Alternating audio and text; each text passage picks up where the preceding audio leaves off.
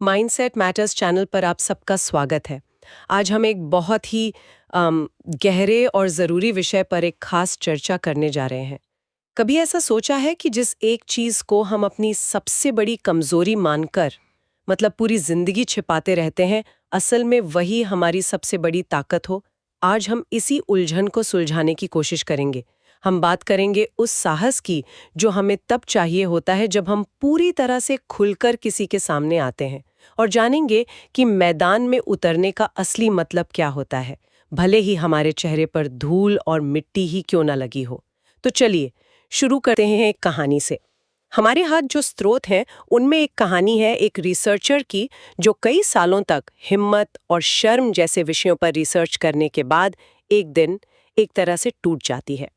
वो अपनी थेरेपिस्ट के पास जाकर कहती है, मुझे इस अनिश्चितता से नफरत है। मुझे ये बिल्कुल पसंद नहीं कि मैं खुद को भावनात्मक चोट लगने के लिए खुला छोड़ दूं। ये एहसास बहुत तकलीफ देता है। और यहाँ पर बात एक बहुत ही दिलचस्प मोड़ लेती है। उसकी थेरेपिस्ट उसे जवाब देती हैं, हाँ, मैं इस एहसास को समझती हूँ। ये एक बहुत ही नाजुक और खूबसूरत एहसास है। कमाल है। सोचिए, जिस भावना पर वो रिसर्चर तकलीफ दे बता रही है, उसे थेरेपिस्ट खूबसूरत कह रही है। यही विरोधाभास, यही आज की हमारी पूरी बात का सार है। कि कोई चीज एक ही समय पर इतनी तकलीफदेह और इतनी खूबसूरत कैसे हो सकती है। एग्जैक्टली। बिल्कुल। और इसी सवाल का जवाब हमें पूर्व अमेरिकी राष्ट्रपति थियोडोर रूजवेल्ट के एक बहुत मशहूर कथन में मिलता है। वो कहते हैं, असली श्रेय उस इंसान को जाता है जो मैदान में उतरता है, जिसका चेहरा धूल, पसीने और खून से सना होता है, और जो अगर हारता भी है तो कम से कम बड़ी हिम्मत दिखाते हुए हारता है। और यही बड़ी हिम्मत दिखाना आज हमारी चर्चा का आधार है। हम ये समझने की कोशिश करेंगे कि ये सिर्फ कहने सुनने की बात नहीं है, बल्कि रोजमर्रा की जिंदगी में अपनाने का एक तरीका है। ये वो हिम्मत है जो हमें तब चाहिए होती है जब नतीजे की कोई गारंटी ना हो, कोई गारंटी ना हो। ठीक है, तो रूजवेल्ट का ये मैदान में उतरने वाला विचार बहुत दमदार है। लेकिन सवाल ये है कि इस मैदान में उतरने के लिए चाहिए क्या? और यहीं पर वो शब्द आता है जिससे हम सब थोड़ा घबराते हैं, संवेदनशीलता यानी वल्नरेबिलिटी। तो चलिए इसे खोलकर समझते हैं, ये संवेदनशीलता आखिर है क्या? ये एक बहुत बड़ा सवाल है, क्योंकि हम अक्सर इसका मतलब कमजोरी निकाल लेते हैं। पर स्रोत के हिसाब से इसकी परिभाषा बहुत सीधी है। संवेदनशीलता का मतलब है अनिश्चितता, जोखिम और भावनात्मक रूप से खुद को जाहिर करना। मतलब ये कोई विकल्प नहीं है। नहीं, ये कोई विकल्प नहीं, ये तो जिंदा होने का एहसास है। मतलब ये कोई ऐसी चीज नहीं है जिसे हम चुनते हैं, बल्कि ये तो हर पल हमारे साथ है। बिल्कुल। सोचिए, जब आप किसी ऐसे दोस्त को फोन करते हैं जिसके परिवार में कुछ बुरा हुआ हो और आपको समझ नहीं आता कि क्या कहें, वो संवेदनशीलता है। हाँ, वो हिचकिचाहट। जब आप सालों की नौकरी छोड़कर अपना कोई सपना पूरा करने के लिए बिजनेस शुरू करते हैं, वो संवेदनशीलता है। जब आप किसी से मदद मांगते हैं, वो भी संवेदनशीलता है। हाँ, और इनमें से कोई भी काम कमजोरी की निशानी नहीं, बल्कि हिम्मत की निशानी है। लेकिन एक सवाल है, अगर संवेदनशीलता मदद मांगने या अपना बिजनेस शुरू करने जैसी चीजों में है, तो समाज इसे कमजोरी की निशानी क्यों मानता है? ये एक बहुत बड़ा मुद्दा है, और स्रोत के मुताबिक ऐसा इसलिए है क्योंकि हम इंसानों को, मतलब हम सबको, अनिश्चितता से नफरत है। हमें हर चीज की गारंटी चाहिए। हाँ, कंट्रोल चाहिए। एग्जैक्टली, कंट्रोल चाहिए।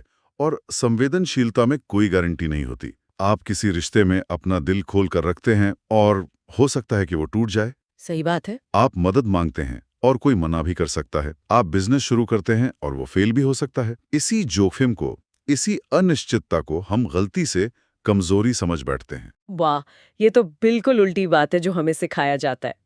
स्रोत में जो रिसर्चर है वो बताती हैं कि उनके अपने परिवार का मोटो था lock and load. Lock and load. यानी हमेशा तैयार रहो, भावनाओं को काबू में रखो। ये तो मुझे बहुत जाना पहचाना लग रहा है। हम में से ज्यादातर लोगों को यही सिखाया जाता है। लेकिन रिसर्च में एक चौंकाने वाली बात सामने आई। जिन लोगों की जिंदगी में गहरा जुड़ाव, खुशी और प्यार था, उन सब में एक बात कॉमन थी। क्या थी वो? वे सब मानते थे कि संवेदनशील होने से ही हिम्मत, हमदर्दी और आपसी जुड़ाव पैदा होता है। उन्होंने इसे कमजोरी नहीं, बल्कि साहस का जन्म स्थान माना। इसका मतलब है कि जो लोग खुशहाल हैं वे असल में ज्यादा जोखिम ले रहे हैं भावनात्मक रूप से। हाँ।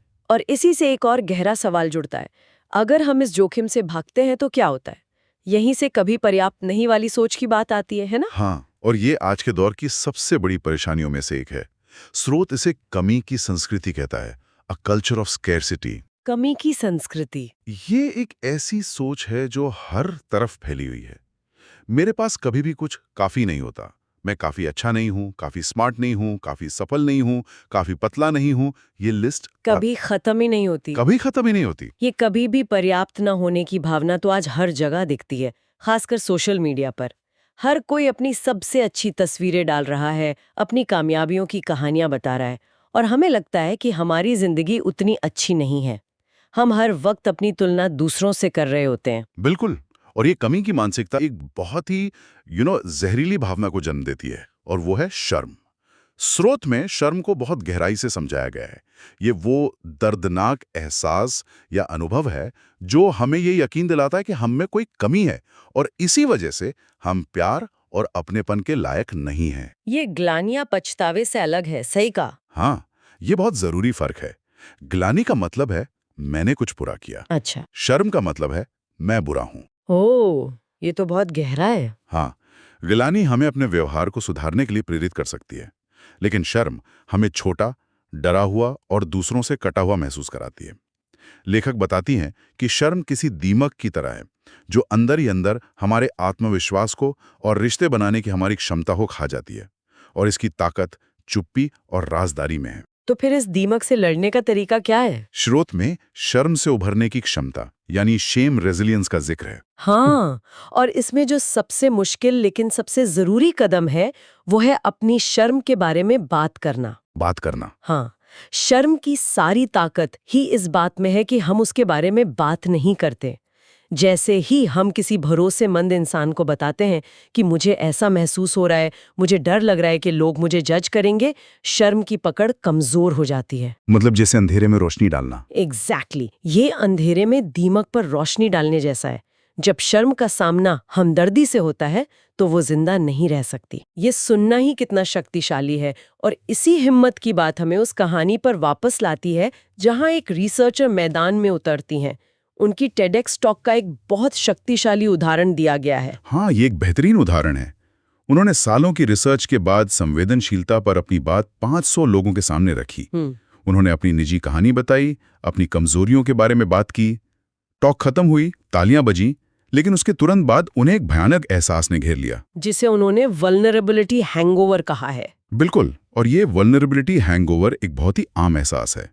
ये वो भावना है जब आप किसी मीटिंग में अपना दिल खोलकर रख देते हैं और घर जाते हुए सोचते हैं मैंने कुछ ज्यादा तो नहीं बोल दिया। हाँ, अब सब मेरे बारे में क्या सोचेंगे। एग्जैक्टली। या जब आप किसी को बताते हैं कि आप उनसे प्यार करते हैं और जवाब का इंतजार करते हैं, उस पल में जो घबराहट होती है वही ये हैंगओवर है। उन्हें लगा कि सब उन्हें पागल समझेंगे और वो शहर छोड़कर भाग जाना चाहती थी। लेकिन हुआ ठीक इसका उल्टा। ठीक इसका उल्टा। उनकी वो टॉक वायरल हो गई और लाखों करोड़ों लोगों तक पहुंची। लोगों ने उन्हें पागल नहीं समझा, बल्कि उनकी ईमानदारी और हिम्मत से जुड़ाव महसूस किया। वाह! इससे एक बहुत महत्वपूर्ण सीख मिलती है। मैदान में उतरने की इच्छा ही हमें बदल देती है। ये हमें हर बार थोड़ा और बहादुर बनाती है। नतीजा चाहे जो भी हो, हिम्मत दिखाना कभी बेकार नहीं जाता। ठीक है, तो मैं मैदान में उतरने के लिए तैयार हूं, मैंने हिम्मत भी दिखा दी। लेकिन अब उन लोगों का क्या जो दर्शक दीर्घा में बैठकर मुझ पर उंगलियां उठा रहे हैं? आलोचकों का क्या? आज के जमाने में कहें तो ट्रोलर्स का क्या? उनसे कैसे निपटें? ये सबसे जरूरी सवालों में से एक है, और इसका जवाब बहुत ही मुक्ति देने वाला है। स्रोत हमें बताता है कि हमें हर किसी की राय को महत्व देने की जरूरत नहीं है। हर किसी की राय को नहीं। रूजवेल्ट की बात याद करें। श्रेय आलोचक को नहीं जाता, श्रेय उस इंसान को जाता है जो मैदान में है। लेखक कहती हैं कि हमें यह तय करना होगा कि किसकी राय हमारे लिए मायने रखती है। और वो कौन लोग हैं? वो लोग जो आपसे प्यार करते हैं, वो लोग जो आपकी नाकामी पर आपको उठाने के लिए आपके साथ मैदान में उतरने को तैयार हैं। वो आपको दर्शक दीर्घा से बैठकर सलाह नहीं देते, वो आपके बगल में खड़े होकर लड़ते हैं, आपकी आलोचना भी करते हैं, लेकिन इसलिए क्योंकि वो आपकी परवाह करते हैं और आपको बेहतर बनते देखना चाहते हैं। और बाकियों की राय सिर्फ शोर है। इसमें एक बहुत ही प्यारा किस्सा भी है। लेखक बताती हैं कि वो अपने बटुए में एक छोटा सा कागज रखती हैं। हाँ, उस कागज पर उन चंद लोगों के नाम लिखे हैं जिनकी राय उनके लिए सच में मायने रखती है। जब भी उन्हें आलोचना या नफरत का सामना करना पड़ता है तो वो उस लिस्ट को देखती हैं। और अगर आलोचना करने वाले का नाम उस लिस्ट में नहीं है तो वो उसकी परवाह नहीं करती।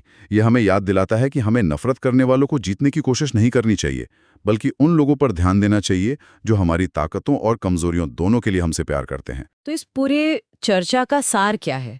हमारे लिए इसका क्या मतलब है? ऐसा लगता है कि इसका मतलब ये है कि असली हिम्मत परफेक्ट होने में नहीं बल्कि हाँ, बल्कि अपनी कमियों को स्वीकार करने में। हाँ, और फिर भी मैदान में उतरने में है। बिल्कुल सही। हिम्मत का मतलब डर का ना होना नहीं है। हिम्मत का मतलब है डर होने के बावजूद वो काम करना जो जरूरी है। और ये हिम्मत दिखाने के लिए हमें हर रोज छोटे छोटे मौके मिलते हैं। तो आज की इस बातचीत को खत्म करते हुए हम एक विचार के साथ छोड़ जाते हैं। शुरू में एक बहुत गहरी बात कही गई है। हम अपने बच्चों को वो चीज नहीं दे सकते जो हमारे पास खुद में ही है। सही बात है। अगर हम चाहते हैं कि हमारे बच्चे साहसी बने, अपनी भावनाओं को समझें और नाकामी से न डरें, तो हमें पहले खुद अपनी जिंदगी में उस साहस और संवेदनशीलता को जीना होगा। तो सवाल सिर्फ ये नहीं है कि हम साहसी बच्चे कैसे पाले, बल्कि ये है कि हम खुद एक साहसी इंसान कैसे बने। और शायद हमारी सबसे बड़ी हिम्मत मदद मांगने से ही शुरू होती है। इस गहरी और जरूरी चर्चा में शामिल होने के लिए धन्यवाद।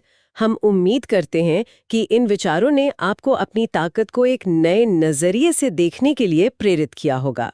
अगर आप इसी तरह के प्रेरक विचारों और शॉर्ट्स के माध्यम से अपनी मानसिकता को और मजबूत बनाना चाहते हैं, तो हमारे चैनल माइंडसेट मैटर्स को सब्सक्राइब करना ना भूलें। हम जल्द ही एक नए विषय के साथ मिलेंगे। तब तक हिम्मत दिखाते रहिए।